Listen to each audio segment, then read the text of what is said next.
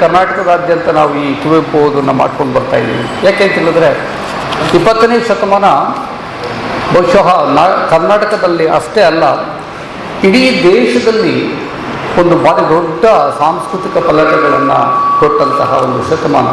ಇಲ್ಲಿ ಲಂಕೇಶ್ವರರಿದ್ದರು, ಕುವೆಂಪು ಅವರಿದ್ದರು, ಬೇಂದ್ರೆಯವರಿದ್ದರು, ಅಡಿಗರು ಥರದವರು ಬೇರೆ ಬೇರೆ ಭಾರಿ ದೊಡ್ಡ ಸಾಂಸ್ಕೃತಿಕ ನಾಯಕರುಗಳನ್ನು ಕಂಡಂತಹ ಒಂದು ಶತಮಾನ ಇದೆ. ನನಗೆ ತುಂಬ ವಯಸ್ಸು ಬರುತ್ತೆ ಅಂತ ನನಗೆ ಎಕೋ ಆಗುತ್ತೆ ಅಂತ ಅವಾಗ.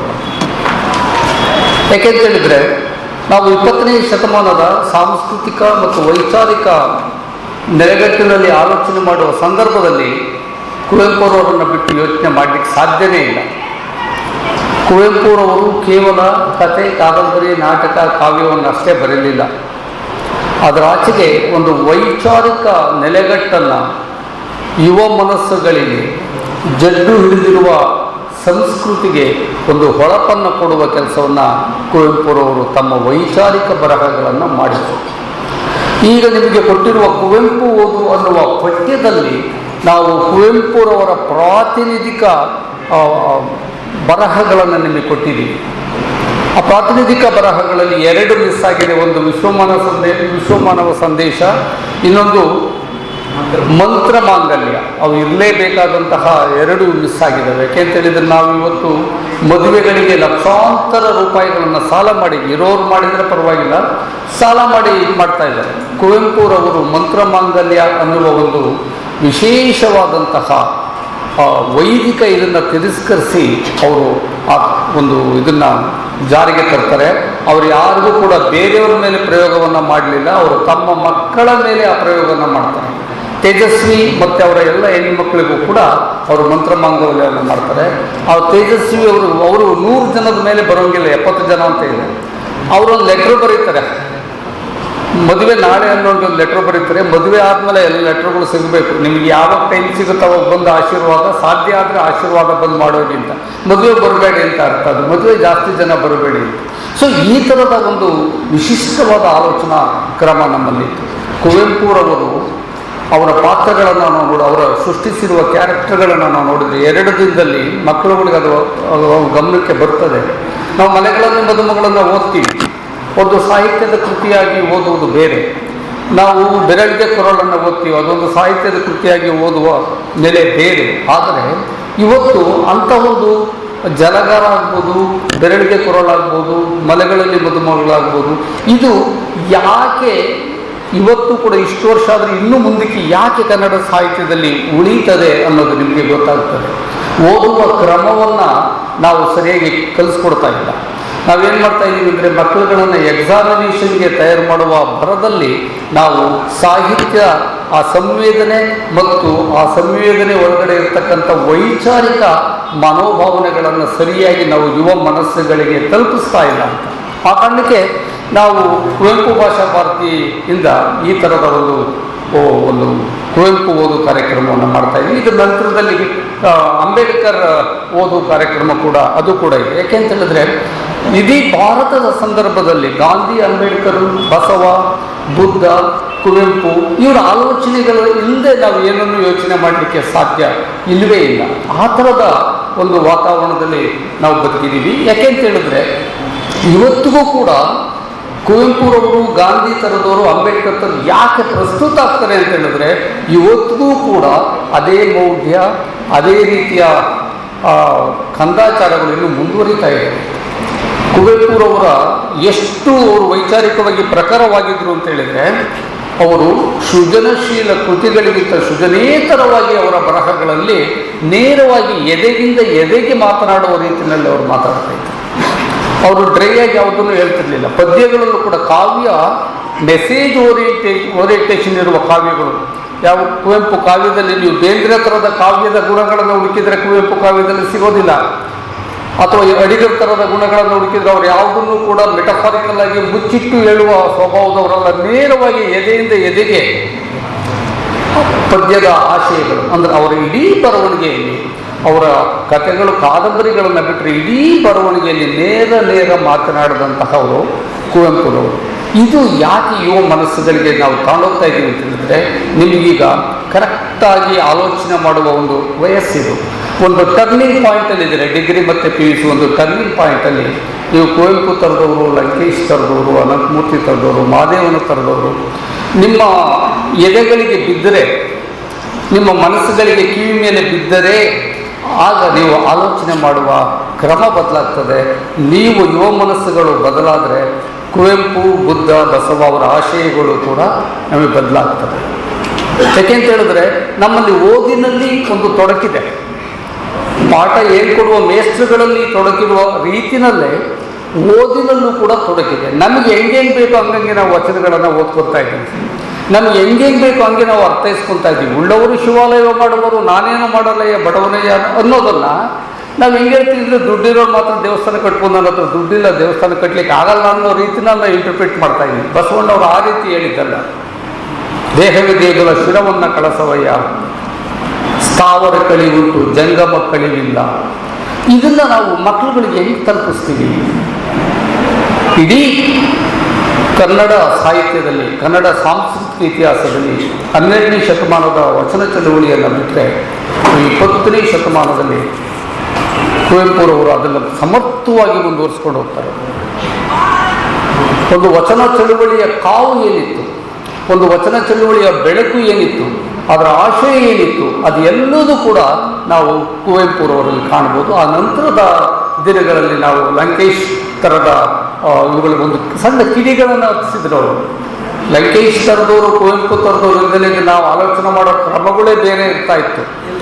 ನಮಗೆ ಲಂಕೇಶರನ್ನು, ಕುವೆಂಪುರನ್ನು ತಲುಪಿಸುವ ಒಳ್ಳೆಯ ಮೇಸ್ಟ್ರುಗಳು ಇಲ್ದಿದ್ರೂ ಕೂಡ ನಾವು ಕೇವಲ ಕಥೆಗಳಾಗೋ ಕಾದಂಬರಿಕಾರರಾಗೋ ನಾವು ಕುವೆಂಪುರನ್ನು ಓದ್ಕೊತಾ ಇದ್ದೀವಿ. ಆ ಕಾರಣಕ್ಕೆ ನಾವು ನಮ್ಮ ಪ್ರಾಧಿಕಾರದಿಂದ ಕುವೆಂಪು ಓದುವುದನ್ನು ನಾವು, ಅದರ ಉದ್ದೇಶನೇ ಅದು. ನಿಮಗೆ ಬೇರೆ ರೀತಿಯಲ್ಲಿ ಕುವೆಂಪು ಸಿಗಬೇಕು, ಬೇರೆ ರೀತಿಯಲ್ಲಿ ಬಸವಣ್ಣನ ನಾವು ಆಲೋಚನೆ ಮಾಡಿ, ಬೇರೆ ರೀತಿಯಲ್ಲಿ ಗಾಂಧಿಯನ್ನು ನಾವು ತಗೋಬೇಕು. ಗಾಂಧಿ, ಬಸವ, ಬುದ್ಧ, ಇವು ಕುವೆಂಪು ನಾವು ಆಲೋಚನೆ ಮಾಡದಲ್ಲೇ ಇದ್ದರೆ, ನಮ್ಮೊಳಗಡೆ, ನಮ್ಮ ಮನಸ್ಸಿನೊಳಗಡೆ ಬರೋದಲ್ಲೇ ಇದ್ದರೆ ನಾವು ಎಷ್ಟೇ PhDಗಳನ್ನು ಮಾಡ್ಕೋಬೋದು, ಎಷ್ಟೇ ಡಿಗ್ರಿಗಳನ್ನು ಮಾಡ್ಕೋಬೋದು. ಇವರೆಲ್ಲ ಏನು ಮಾಡ್ತಾರಾಗಾದ್ರೆ ಅಂದರೆ, ಇವರೆಲ್ಲ ಒಂದು ಸಣ್ಣ ಮನುಷ್ಯತ್ವದ ಸೆಲೆಯನ್ನು ನಮ್ಮೊಳಗಡೆ ಒಂದು ಬೆಳಕು. ಅವರೆಲ್ಲ ಬಸವ ಅನ್ನುವುದು ಒಂದು ಬೆಳಕದು, ಬುದ್ಧ ಅನ್ನುವುದು ಒಂದು ಬೆಳಕು. ಕತ್ತಲೆ ಇರುವ ಕಡೆ ಒಂದು ಬೆಳಕನ್ನು ಕೊಟ್ಟರೆ ಏನಾಗ್ತದೆ? ಆ ಸ್ಥಿತಿ ಬರ್ತದೆ. ಸೊ ಇದು ಯಾವಾಗ ಸಾಧ್ಯ ಆಗ್ತದೆ? ಎಲ್ಲಿ ಅದನ್ನು ಕೊಡಬೇಕು ನಾವು?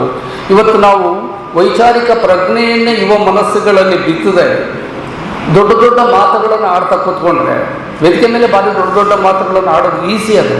ಆದರೆ ಮಕ್ಕಳುಗಳೇ ಆಲೋಚನೆ ಮಾಡುವ ಕ್ರಮ ಇದೆಯಲ್ಲ, ಅದು ಭಾರಿ ದೊಡ್ಡ ಕ್ರಮ ಅಂತ ನಾನು ಅಂದ್ಕೊಂಡಿದ್ದೀನಿ. ಏಕೆಂತ ಹೇಳಿದ್ರೆ, ನೀವು ಕುವೆಂಪುರವರು ಗೊಬ್ಬರದ ಮೇಲೆ ಒಂದು ಕವಿತೆ ಬರೆದವ್ರೆ. ಗೊಬ್ಬರದ ಮೇಲೆ ಕವಿತೆಯನ್ನು ಬರೆದವರು ಮತ್ತೆ ಯಾರೂ ಇಲ್ಲ. ರೈತನನ್ನ ಯೋಗಿಗೆ ಹೋಲಿಸಿ ಬರೆದವರು ಮತ್ತೊಬ್ಬರು ನಿಮಗೆ ಕನ್ನಡದಲ್ಲಿ ಸಿಗೋದೇ ಇಲ್ಲ. ಉಳುವ ಯೋಗಿಯೇ ನೋಡೋಣ ಅಂತಾರೆ, ಅವ್ರು ಯೋಗಿಗೆ ಹೋಲಿಸ್ತಾರೆ ರೈತನನ್ನು. ಗೊಬ್ಬರ ಎಲ್ಲರೂ ಮೂಗು ಮುಚ್ಕೊಳ್ಳೋವಂಥ ಸಂದರ್ಭದಲ್ಲಿ ಅದರ ಸುವಾಸನೆ ಬಗ್ಗೆ ಅವರು ಪದ್ಯವನ್ನು ಬರಿತಾ ಹೋಗ್ತಾರೆ. ಮತ್ತು ಅದೇ ರೀತಿ ಅವರ ಆತ್ಮಕಥೆ ನೀವು ನೆನಪಿನ ದೋಣಿಯಲ್ಲಿ ಅದೆಲ್ಲದೂ ಕೂಡ ಬರ್ತದೆ. ಸುಭಾಷ್ ಮತ್ತು ನಾವು ಚನ್ನಪ್ರಸಾದ್ ಎಲ್ಲರೂ ಕೂಡ 2 ದಿನ ನಿಮ್ಮ ಜೊತೆಯಲ್ಲಿ ಇಡೀ ಕುವೆಂಪು ಆಲೋಚನಾ ಧಾರೆಯನ್ನು ನಾವು ಹಂಚ್ಕೊಳ್ಳೋದ್ರಲ್ಲಿ ಇರ್ತೀವಿ. ಯಾಕೆಂತ ಹೇಳಿದ್ರೆ, ಕುವೆಂಪು ಒಂದು ಪ್ರೆಸೆಂಟೆನ್ಸ್ ಫೀಲ್ ಮಾಡ್ತಿದ್ರು ಅವರು. ನನಗೆ ಕಂಡಿರೋದು ಮಾತ್ರ ನಾನು ಸತ್ಯ ಅಂತ ನಂಬ್ತಿದ್ದವರು ಕುವೆಂಪು. ನನಗೆ ಕಾಣದಲ್ಲೇ ಇರೋದು ನಾನು ನಂಬಲ್ಲ ಅಂತ ಹೇಳ್ತಾ ಇದ್ದವರು. ಏಕೆಂದರೆ ಅವರು ಸ್ವರ್ಗವೇ ಭೂಮಿಗಳು ಇರದಿದೆ ನೀನು ಬೇರೆಲ್ಲಿಯೂ ಇಲ್ಲ ಇಲ್ಲ, ದೇವತೆಗಳು ನಾವಾಗಲಾರದಿದೆ ದೇವತೆಗಳು ಇನ್ನಿಲ್ಲ ಇಲ್ಲ. ಬಸವಣ್ಣ ಹೇಳಿದ್ದು ಅದನ್ನೇ. ದೇಹವೇ ದೇಗುಲ. ಎಷ್ಟು ಚೆನ್ನಾಗಿ ನೋಡಿ ಅದು. ಅಂದರೆ ಬಸವ, ಬುದ್ಧ ಮತ್ತು ಅವರ ಇಡೀ ಆಲೋಚನಾ ಕ್ರಮವನ್ನು 20ನೇ ಶತಮಾನದಲ್ಲಿ ಕುವೆಂಪುರವರು ಸಮರ್ಥವಾಗಿ ಅದನ್ನು ಮುಂದುವರಿಸ್ಕೊತಾ ಹೋಗ್ತಾರೆ. ಕುವೆಂಪುರವರು ಎಲ್ಲೂ ಬೀದಿಗಿಳಿದು ಹೋರಾಟವನ್ನು ಮಾಡಲಿಲ್ಲ. ನಿಮಗೆ ಅದು ಗೊತ್ತಿರಬೇಕು. ಬೀದಿಗಿಳಿದು ಅವರು ಹೋರಾಟವನ್ನು ಮಾಡಲಿಕ್ಕೆ ಹೋಗಲಿಲ್ಲ. ಸಭೆ ಸಮಾರಂಭಗಳಿಗೆ ಹೋಗಿ ದೊಡ್ಡದಾದ ಭಾಷಣ ಮಾಡಿದ್ದು ಭಾರಿ ಕಡಿಮೆ. ಅವರು ಎಲ್ಲ ಯೂನಿವರ್ಸಿಟಿ ಇದಕ್ಕೆ ಕರೆದಾಗ ಹೋದಾಗ ಆ ಥರದ್ದು ಮಾಡೋದಿರ್ಬೋದು. ಆದರೆ ಬರಹಗಳ ಮುಖಾಂತರವೇ ಭಾರಿ ದೊಡ್ಡ ಎಚ್ಚರಿಕೆಯನ್ನು ಕೊಟ್ಟವ್ರು ಯಾರಾದರೂ ಇದ್ದರೆ ಅವರು 20ನೇ ಶತಮಾನದ ಇದು ನಾನು ಬರೀ ಕರ್ನಾಟಕಕ್ಕೆ ಮಾತ್ರ ಹೇಳ್ತಾ ಇಲ್ಲ. ಕುವೆಂಪುರವರ ಮನೆಗಳಲ್ಲಿ ಮದುಮಗಳು ಒಂದೇನಾದರೂ ಸಮರ್ಥವಾಗಿ ಇಂಗ್ಲೀಷಿಗೆ ಆ ಕಾಲದಲ್ಲಿ ಹೋಗಿದ್ದರೆ ನೊಬೆಲ್ ಪ್ರೈಸ್ ನಮ್ಮ ಕನ್ನಡಕ್ಕೆ ಬರೋದು ಬೂಕರ್ ಅಲ್ಲ, ನೊಬೆಲ್ ಪ್ರೈಸ್ ಆ ಕಾಲಕ್ಕೆ ಬರ್ತಾ ಇತ್ತು. ಸಮರ್ಥವಾಗಿ ಹೋಗಲಿಲ್ಲ. ಈಗ ಅದು ತುಂಬ ಚೆನ್ನಾಗಿ ಹೋಗಿದೆ. ವನಮಾಲ ವಿಶ್ವನಾಥನ್ ಅವರು ಮೇಡಮ್ ಅವರು ತುಂಬ ಚೆನ್ನಾಗಿ ಆ ಮಲೆಗಳಲ್ಲಿ ಮದುಮಗಳನ್ನು ಹೋಗ್ತಾರೆ. ಕನ್ನಡ ಹಂಗೆ ನೋಡಿದರೆ ಭಾರಿ ಸಮೃದ್ಧಿಯಾದಂತಹ ಸಂಪತ್ತನ್ನು, ಸಾಂಸ್ಕೃತಿಕ ಸಂಪತ್ತನ್ನು, ವೈಚಾರಿಕ ನೆಲೆಯನ್ನು ಒಂದು ಪಂಪನಿಂದ ಹಿಡಿದು ಹೊಂದಿರೋದು. ನಾವು ಅದನ್ನು ಕರೆಕ್ಟಾಗಿ ಬೇರೆ ಭಾಷೆಗಳಿಗೆ ಕಲಿಸ್ತಾ ಇಲ್ಲ. ಕುವೆಂಪು ಮನೆಗಳಲ್ಲಿ ಮದುಮಗಳು ನಮ್ಮ ಪಕ್ಕದ ನಾಡುಗಳಿಗೆ ಹೋಗಿಲ್ಲ. ಭಾಷಾ ಭಾರತಿ ಭಾರಿ ದೊಡ್ಡ ಕೆಲಸ ಆ ನಿಟ್ಟಿನಲ್ಲಿ ಮಾಡುವ ಯೋಜನೆ ನಮ್ಮದಿದೆ. ನಮಗೆ ಒಳ್ಳೆಯ ಅಧ್ಯಕ್ಷರು ಸಿಕ್ಕಿದ್ದಾರೆ. ಅವ್ರಿಗೂ ಆ ಓದಿನ ಭಾರಿ ದೊಡ್ಡ ಹರವು ಇರೋದರಿಂದ ಈ ಥರದ ಕೆಲಸಗಳನ್ನು ನಾವು ಮಾಡಿದರೆ ಏನು ಆಗ್ತದೆ. ಇಡೀ ಕರ್ನಾಟಕದಲ್ಲಿ ನಾವು ಸುಮಾರು ಎಲ್ಲ ಕಡೆ ನಾವು ಕುವೆಂಪು ಓದನ್ನು ಮಾಡ್ತಾ ಇದ್ದೀವಿ. ಉದ್ದೇಶ ಇಷ್ಟೇ, ನಾವು ನಿಮಗೆ ಕುವೆಂಪು ಬಗ್ಗೆ ಪಾಠ ಮಾಡಿ ಹೋಗೋದಲ್ಲ, ಕುವೆಂಪು ಆಲೋಚನಾ ಕ್ರಮವನ್ನು ನಿಮಗೆ ಒಂದು ಭಾರಿ ದೊಡ್ಡದಾಗಿ ಅದನ್ನು ಹೇಳೋದು. ಆಮೇಲೆ ಕುವೆಂಪುರವರು ನೋಡಿ,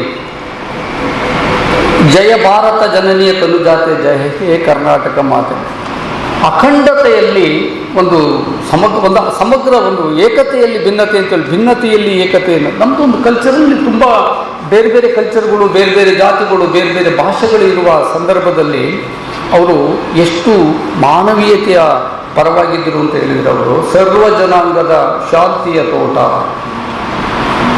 ಇಲ್ಲಿ ಎಲ್ಲರಿಗೂ ಕೂಡ, ಎಲ್ಲ ಜನಾಂಗದವರು ಕೂಡ ಶಾಂತಿಯಿಂದ ಬದುಕಬೇಕು, ಆ ತೋಟ ಇದಿದು, ಅದಕ್ಕೆ ಯಾಕೆ ಸುಮ್ಮನೆ ವಿಷಯ ಇಡ್ತೀರ ನೀವು ಅನ್ನೋದನ್ನು ಕೂಡ ಅವರು ಆ ಕಾಲದಲ್ಲೇ ಅದನ್ನು ಹೇಳಿದರು. ಇನ್ನು ಇಲ್ಲಿ ಈಗಾಗಲೇ 11:15 ಆಗಿದ್ದರಿಂದ ಗುರುಗಳು ಮಾತುಗಳನ್ನು ಕೇಳಲಿಕ್ಕೆ ನಾವು ತುಂಬ ಕಾತುರದಿಂದ ಇರೋದ್ರಿಂದ ತುಂಬ ಇದೆ. ಬೇಕಾದಷ್ಟು ವಿಚಾರ ಕ್ರಾಂತಿಗೆ ಆಹ್ವಾನ ಆಗ್ಬೋದು, ಅಥವಾ ಮಂತ್ರಮಾಂಗಲ್ಯ ನೀವು ಬಹುಶಃ ನಾವು ನೆಕ್ಸ್ಟ್ ಎಡಿಷನಲ್ಲಿ ಅದನ್ನು ಸೇರಿಸ್ತೀವಿ. ಅದನ್ನು ಈ ರೀಪ್ರಿಂಟ್ ಆಗುವ ಸಂದರ್ಭದಲ್ಲಿ ವಿಶ್ವಮಾನವ ಸಂದೇಶ ಮತ್ತು ಮಂತ್ರಮಾಂಗಲ್ಯವನ್ನು ಸೇರಿಸ್ತೀವಿ. ಇದು ನಾನು ಮಾತಾಡೋ ಕಾಲ ಅಲ್ಲ ಅಂತ ಅನಿಸುತ್ತೆ. ಯಾಕೆಂತ ಹೇಳಿದ್ರೆ ನಾವು ಇದು 2 ದಿನ ನಿಮ್ಮ ಜೊತೆಲಿ ಮಾತಾಡ್ತೀವಿ. ನಿಮ್ಮ ಜೊತೆಯಲ್ಲಿ ಮಾತಾಡುವ ಒಂದು ಅವಕಾಶ ಇರೋದರಿಂದ ನೀವು 2 ದಿನ ದಯವಿಟ್ಟು ಬುಕ್ಸ್ಗಳ ಜೊತೆಗೆ ನೀವು ಪೂರ ನಿಮ್ಮನ್ನು ನೀವು ತೊಡಗಿಸ್ಕೊಳ್ಳಿ. ನಾನು ಅದನ್ನೇ ಕೇಳೋದು, ಇಡೀ ಕಮ್ಮಟದಲ್ಲಿ ನಿಮ್ಮನ್ನು ನೀವು ತೊಡಗಿಸ್ಕೊಳ್ಳಿ. ನಾವು ಇಲ್ಲಿಂದ ಬೆಂಗಳೂರಿಂದ, ಎಲ್ಲರೂ ಬೆಂಗಳೂರಿಂದ ಬಂದಿರೋದು ಇಲ್ಲಿಗೆ, ಒಂದು ಸುಮ್ಮನೆ ಒಂದು ಕಾರ್ಯಕ್ರಮ ಮಾಡೋಗ್ಲಿಕ್ಕಲ್ಲ. ಅದು ನಿಮ್ಮಲ್ಲಿ ಏನೋ ಬೇರೆ ಏನೋ ಆಗಬೇಕದು. ನಾವು ಎಲ್ಲ ಕಡೆಯೂ ಕೂಡ ಈ ಕಮ್ಮಟಗಳು ನಡೆದಂಥ ಬೇರೆ ಬೇರೆ ಕಡೆ ಮಾಡಿದ್ದೀವಲ್ಲ, ಅದರ ರಿಸಲ್ಟ್ ಹೆಂಗಿದೆ ಅಂತ ಹೇಳಿದ್ರೆ ಅದು ಬೇರೆ ಥರದ ರಿಸಲ್ಟ್ ಇದೆ. ನಾವು ಫಸ್ಟ್ ತಿಟ್ಟೂರಿನಲ್ಲಿ ಮಾಡಿದಂಥದ್ದಲ್ಲಿ ಬರೀ science students, commerce students, arts ಅವ್ರು ಕಡಿಮೆ ಇದ್ದರು. ಸೈನ್ಸ್ ಮಕ್ಕಳುಗಳು ಅವ್ರು ಹೇಳ್ತಾನೆ, ಪ್ರಿನ್ಸಿಪಲ್ ಅಲ್ಲಿ ಫ್ರೆಂಡಲ್ಲಿರೋರು, ಈಗ ತುಂಬ ಡಿಮ್ಯಾಂಡ್ ಕೇಳ್ತಾ ಇದ್ದಾರೆ. ಕನ್ನಡ ಪುಸ್ತಕಗಳನ್ನು ಬಂದು ಕುವೆಂಪು ಪುಸ್ತಕಗಳನ್ನು ಕೇಳ್ತಾರೆ, ಲಂಕೇಶ್ ಪುಸ್ತಕಗಳನ್ನು ಕೇಳ್ತಾರೆ. ಇದು ನಾವು ಮಾಡಬೇಕಾಗಿರೋಂಥ ಕೆಲಸ. ಅದು ಅಂತಹ ಒಂದು ಪರಿವರ್ತನೆ ನಿಮ್ಮಲ್ಲಿ ಆಗಲಿ ಅಂತ ಹೇಳ್ತಾ ನೋಡಿದರೆ ನಿಮ್ಮ ಮುಖ ಎಲ್ಲ ನೋಡುವಾಗ ನನಗೆ ಹಂಗೆ ಅನ್ಸಾಗ್ತೈತೆ, ಏನೋ ಗಂಗಾಧರ ಏನೋರು ಏನೋ ಮಾತಾಡಕ್ಕೆ ಬಂದಾಗ ಏನಿದು ಸಬ್ಜೆಕ್ಟು ಅಂತ ಹೇಳಿ. ಈ ಸಬ್ಜೆಕ್ಟ್ ನೋಡಿದಾಗ ನಮಗೆ ಹಂಗೆ ಅನ್ನಿಸ್ತದೆ, ಕುವೆಂಪು ಓದು ಅಂತ. ಅಂದರೆ ಅವ್ರ ಬಗ್ಗೆ ಒಂದು ಸ್ವಲ್ಪ, ಅಂದರೆ ಕುವೆಂಪು ಅವರನ್ನು ಓದೋದು ಅಂತ, ಅಥವಾ ಅವರ ವ್ಯಕ್ತಿತ್ವದ ಕುರಿತು ನಾವು ಮಾತನಾಡೋದು, ಅಥವಾ ಅವರ ಬಗ್ಗೆ ನಾವು ಚರ್ಚೆಯನ್ನು ಮಾಡೋದು ಅಂತ. ಅವರ ವ್ಯಕ್ತಿತ್ವವನ್ನು ಕುರಿತು ನಾವು ಇಲ್ಲೊಂದು ಸ್ವಲ್ಪ ವಿಚಾರ ವಿಮರ್ಶೆಯನ್ನು ಮಾಡೋದು. ಅವರ ಸಾಹಿತ್ಯ, ಅವರ ಬದುಕು, ಅವರ ಬರಹ, ಇದನ್ನು ಕುರಿತು ಸ್ವಲ್ಪ 2 ದಿನಗಳ ಕಾಲ ನಾನು ನಿಮ್ಮ ಜೊತೆಗೆ ಇರ್ತೀನಿ ಎನ್ನುವಂಥ ಮಾತನ್ನು ಹೇಳ್ತಾ ಅವರು ಭಾಳ ಅತ್ಯಂತ ಅಮೂಲ್ಯವಾಗಿರುವಂಥ ಮಾತುಗಳನ್ನು ಆಡಿದರು.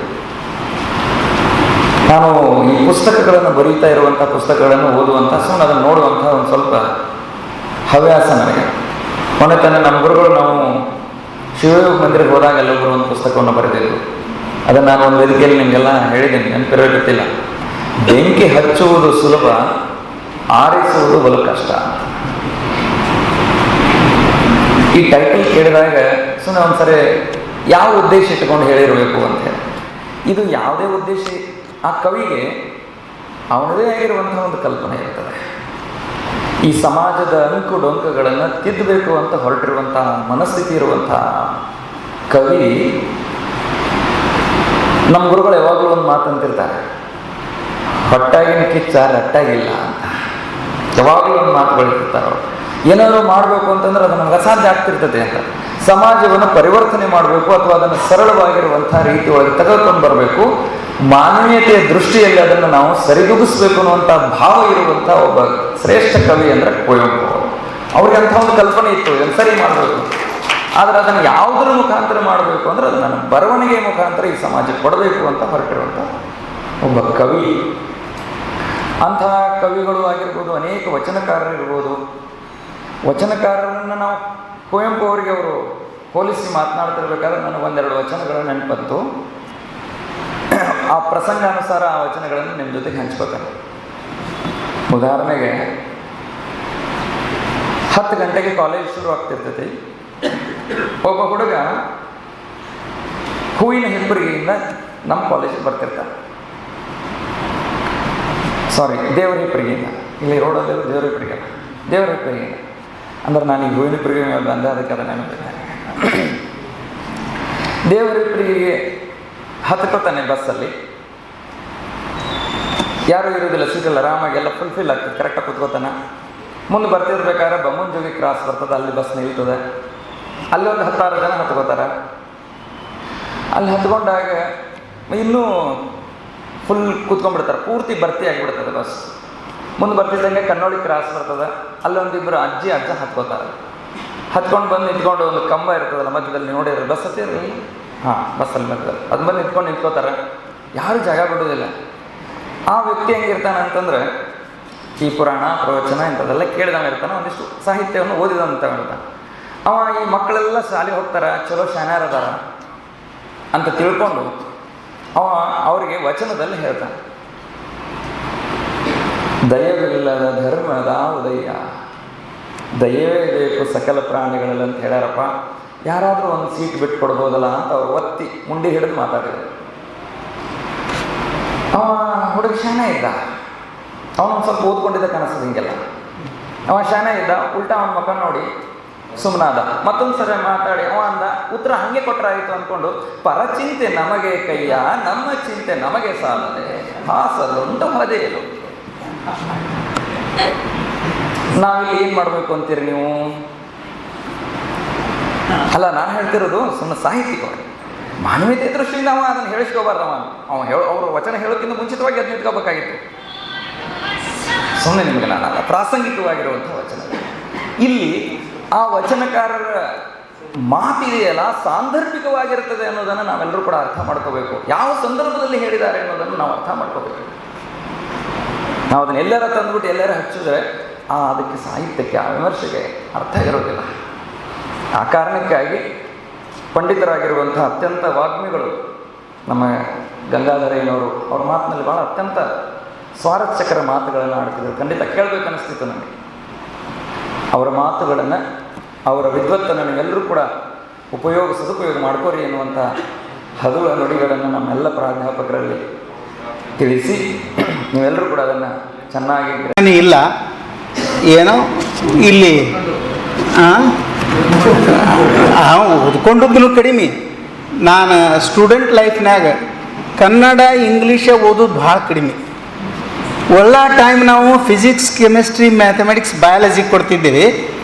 ಕನ್ನಡ ಇಂಗ್ಲೀಷಿಗೆ ಮಿನಿಮಮ್ ಟೈಮ್ ಕೊಡ್ತಿದ್ದೇವೆ. ಆದ್ರೆ ಕ್ಲಾಸ್ ತಪ್ಪಿಸ್ತಿದ್ದಿಲ್ಲ. ನಾವು ಏನು ಕ್ಲಾಸಿಗೆ ಕುಂದಿರ್ತಿದ್ದೀವಿ ಅದರ ಮೇಲೇ ಪೇಪರ್ ಬರಿತಿದ್ದೀವಿ, ಚಲೋ ಹೊತ್ತಿನಾಗೆ ಪಾಸ್ ಆಗ್ತಿದ್ದೀವಿ. ನಮ್ಮ ಗುರುಗಳು ಅಷ್ಟು ಚಂದ ಕಲಿಸ್ತಿದ್ರು. ಒಂದು ಸಲ ಹೇಳಿದ್ರಂದ್ರೆ ಅದು ತಲೆಯಾಗೆ ಉಳಿದ್ರು.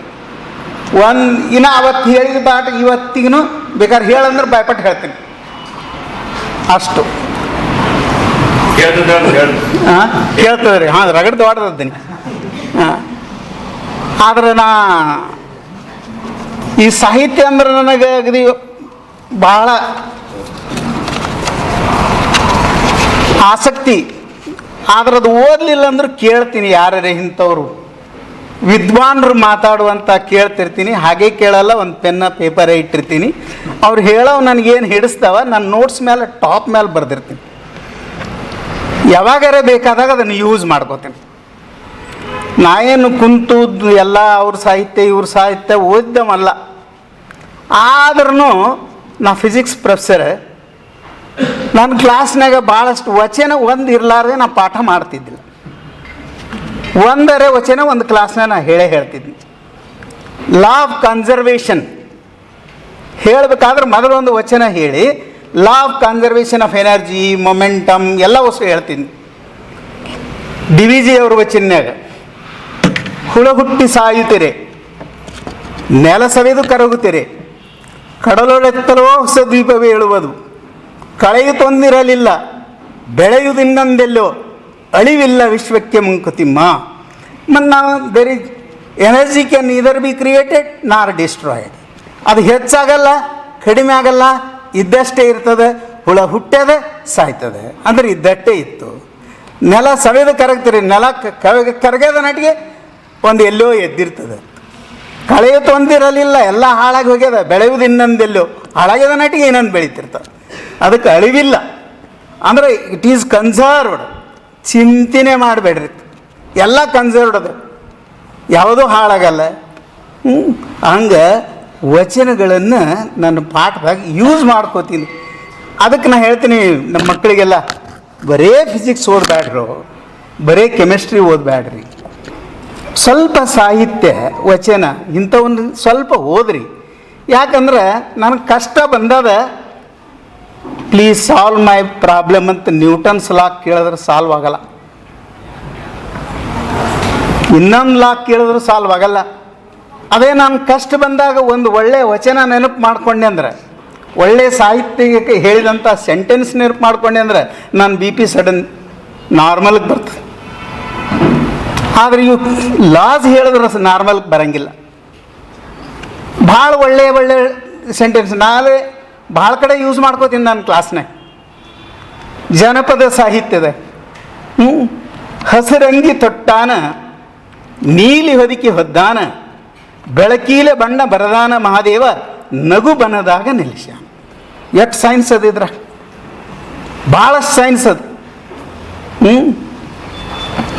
ಆಕಾಶ ನೀಲಿ, ಭೂಮಿ ಹಸಿರ, ಮತ್ತು ಇದು ಇಂಥ ಒಂದು ದೊಡ್ಡ ಇದಕ್ಕೆ ಬಣ್ಣ ಹಚ್ಚಿದವ ಯಾರು ಪೇಂಟರ್? ಏನಂತ ಇನ್ಸ್ಟ್ರೂಮೆಂಟ್ ಯೂಸ್ ಮಾಡ್ದ ಪೇಂಟ್ ಹಚ್ಚಲಿಕ್ಕೆ? ಬೆಳಕು ಯೂಸ್ ಮಾಡ್ದ.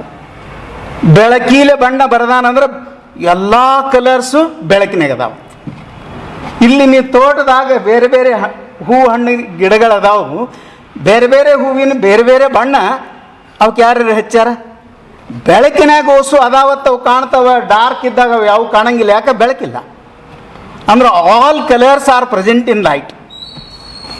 ಜನಪದ ಸಾಹಿತ್ಯದ ಎಂಥ ಸೆಂಟೆನ್ಸ್ ಕೊಟ್ಟರು. ಅದಕ್ಕೆ ಅಂಥವುಗಳನ್ನು ಕೆಲವೊಂದನ್ನು ನಾವು ಬಳಸ್ತಾ ಇರ್ತೀವಿ, ಕ್ಷಮಿಸಬೇಕು. ನಾನು ಹೆಚ್ಚಿಗೆ ಓದ್ದವಲ್ಲ ಈ ಸಾಹಿತ್ಯದ ಬಗ್ಗೆ, ಉಳಿದ್ರೆ ಐತಿ ನಾವು ಯೋಗ್ಯ ಇರ್ತೀವಿ ಪಾಠ ಮಾಡ್ಲಿಕ್ಕೆ. ಇಲ್ಲಿ ಹೆಚ್ಚಿಗೆ ನಾ ಮಾತಾಡ್ಲಿಕ್ಕೆ ಅಂತ ಯೋಗ್ಯ ಅಲ್ಲ. ಆದರೂ ಕೂಡ ಇವತ್ತು ನನ್ನ ಕರೆಸಿ ಇಲ್ಲಿ ಮಾತಾಡ್ಲಿಕ್ಕೆ ಅನುಮತಿ ಮಾಡಿಕೊಟ್ಟದ್ದಕ್ಕೆ ಎಲ್ಲ ಆರ್ಗನೈಸರಿಗೆ ಕೇಳಿದಂಥ ತಮಗೂ ವಂದಿಸಿ ನನ್ನ ಎರಡು ಮಾತು ಮುಗಿಸ್ತೀನಿ. ಅಭಿಮಾನಿಯವರು ಮತ್ತು ನಮ್ಮ ಗಂಗಾಧರಯ್ಯನವರು ನಾನು ಹೇಳ್ತೀನಿ 2 ದಿವಸಗಳವರೆಗೆ ನಿಮ್ಮ ಮಾತುಗಳನ್ನು, ನಿಮ್ಮ ಆಲೋಚನೆಗಳನ್ನು ನಾವು ಕೇಳ್ತೀವಿ. ನೀವು ಓದಿಕೊಂಡು ನಿಮ್ಮ ಅಭಿಪ್ರಾಯವನ್ನು ಇಲ್ಲಿ ಹೇಳಬೇಕು. ಕುವೆಂಪು ಅವರ ಕುರಿತು, ಕುವೆಂಪು ಓದುವಂದರೆ ಕುವೆಂಪು ಓದಿದಾಗ ನಿಮಗೆ ಕುವೆಂಪು ಹೇಗೆ ಕಂಡಿದ್ದಾರೆ, ಆ ಕಾವ್ಯ, ಆ ವಿಮರ್ಶಾ ಲೇಖನ ಅದು ನಿಮಗೆ ಹೇಗೆ ಕಂಡಿದೆ ಅನ್ನೋದನ್ನು ನೀವು ಹೇಳಬೇಕಾಗಿದೆ. ಅಂದರೆ ಇದು ಒಂದು ಅರ್ಥದೊಳಗೆ ವಿದ್ಯಾರ್ಥಿ ಕೇಂದ್ರಿತವಾದಂಥ ಕಾರ್ಯಕ್ರಮ. ಇದು ವಿದ್ಯಾರ್ಥಿ ಕೇಂದ್ರಿತ. ನೀವು ಓದಬೇಕು. ಓದು ಅನ್ನುವಂಥದ್ದು ನಾವು ಯಾಕೆ ಓದು ಅಂತೀವಿ ಅಂದರೆ, ಕುವೆಂಪು ಅವರ ಅತ್ಯಂತ ಆತ್ಮೀಯ ಶಿಷ್ಯರಾದಂತಹ GS ಶಿವರುದ್ರಪ್ಪನವರು ಒಂದು ಕಡೆಗೆ ಹೇಳ್ತಾರೆ, ವಯಸ್ಸಾಗುವುದು ಕವಿಗೆ, ಕವಿತೆಗಲ್ಲ ಅಂತ. ಗೊತ್ತಾಯ್ತಲ್ಲ? ಇವತ್ತು ಯಾಕೆ ಓದ್ತೀವಿ ಅಂದರೆ ಕುವೆಂಪು ನಮ್ಮ ಮಧ್ಯದೊಳಗಿಲ್ಲ, ವಯಸ್ಸಾಗಿದೆ, ವಯೋಸಹಜವಾಗಿ ನಮ್ಮನ್ನು ಅವರು ಅಗಲಿದ್ದಾರೆ. ಆದರೆ ವಯಸ್ಸಾಗದೇ ಇರುವುದು ಯಾವುದು ಅಂತಂದರೆ ಕುವೆಂಪು ಅವರ ಕಾವ್ಯ. ಅಂದರೆ ಕಾವ್ಯಕ್ಕೆ ವಯಸ್ಸಾಗೋದಿಲ್ಲ, ಕವಿಗೆ ವಯಸ್ಸಾಗಬಹುದು. ಅಂದರೆ ಯಾವ ಪಠ್ಯ, ಯಾವ ಕಾವ್ಯ, ಯಾವ ನಾಟಕ, ಯಾವ ಕಾದಂಬರಿ ಹಲವಾರು ಓದುಗಳನ್ನು ದಕ್ಕಿಸ್ಕೊತದೋ ಅಂಥ ಕಾವ್ಯ, ಅಂಥ ಕಾದಂಬರಿ ಅದು ಜೀವಂತ ಪಠ್ಯ. ಕುವೆಂಪು ಅವರು ನಾವು ಯಾಕೆ ಇವತ್ತು ಓದ್ತೀವಿ ಅಂತಂದರೆ ಅವರು ಜೀವಂತವಾದಂಥ ಪಠ್ಯವನ್ನು ಬಿಟ್ಟು ಹೋಗಿದ್ದಾರೆ. ಕುವೆಂಪು ನಮ್ಮೊಂದಿಗೆ ಇಲ್ಲ, ಅವರ ಆಲೋಚನೆಗಳು ಅವರ ಕೃತಿಗಳ ಮೂಲಕ ನಮ್ಮ ಮಧ್ಯದಲ್ಲಿ ಇವೆ ಅನ್ನುವ ಕಾರಣಕ್ಕೆ ಕವಿ ನಿರ್ಗಮಿಸಬಹುದು. ಆತ ಮುಸ್ಸಂಜೆಯಾಗಿ ಹಲ್ಲೋಗಿ ಏನೋ ಆಗಿ ಏನೇ ಆದರೂ ಕೂಡ ಈ ಕವಿತೆಯ ಮುಖದ ಮೇಲೆ ಮಾಸುವಿಕೆ, ನಗೆಯ ಮಾಸುವಿಕೆ ಅನ್ನುವಂಥದ್ದು ಇರೋದೇ ಇಲ್ಲ ಅಂತ G.S. ಶಿವರುದ್ರಪ್ಪನವ್ರು ಹೇಳ್ತಾರೆ.